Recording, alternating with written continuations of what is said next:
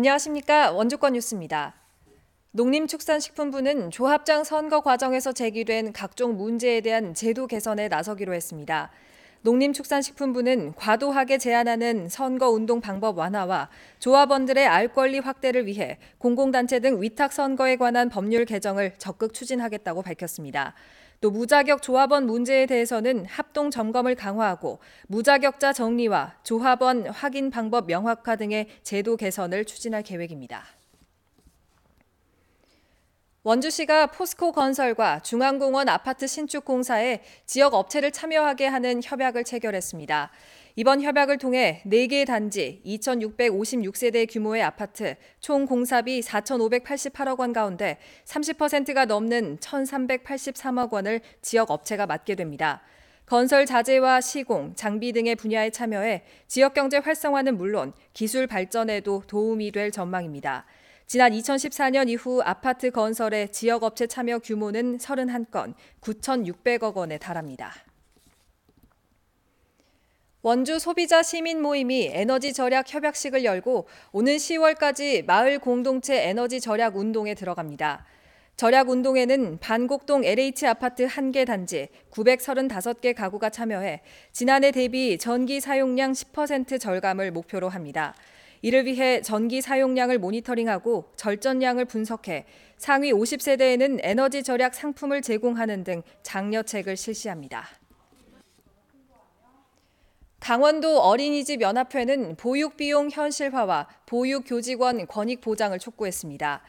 연합회 측은 3살에서 5살 아이들의 어린이집 누리과정 비용을 6년 동안 동결하고 교사들은 턱없이 낮은 처우 개선비로 부당한 대우를 받고 있다며 권익 보장을 요구했습니다.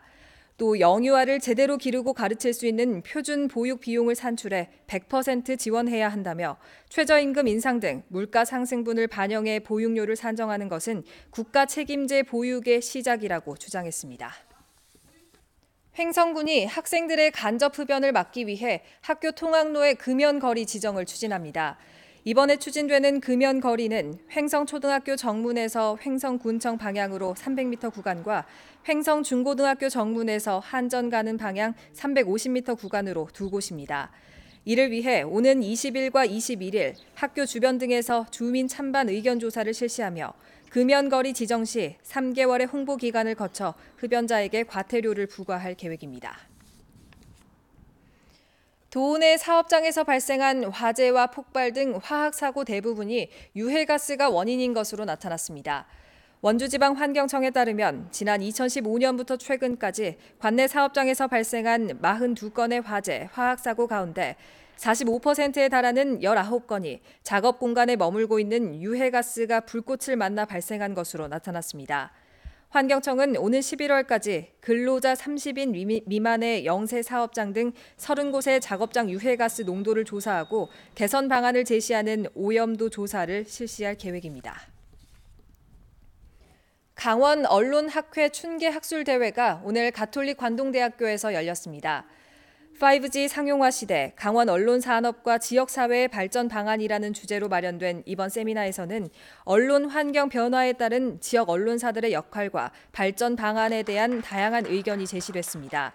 강원 언론학회는 앞으로도 강원 지역과 언론계의 상생 발전을 위한 논의의 장을 지속적으로 마련할 계획입니다.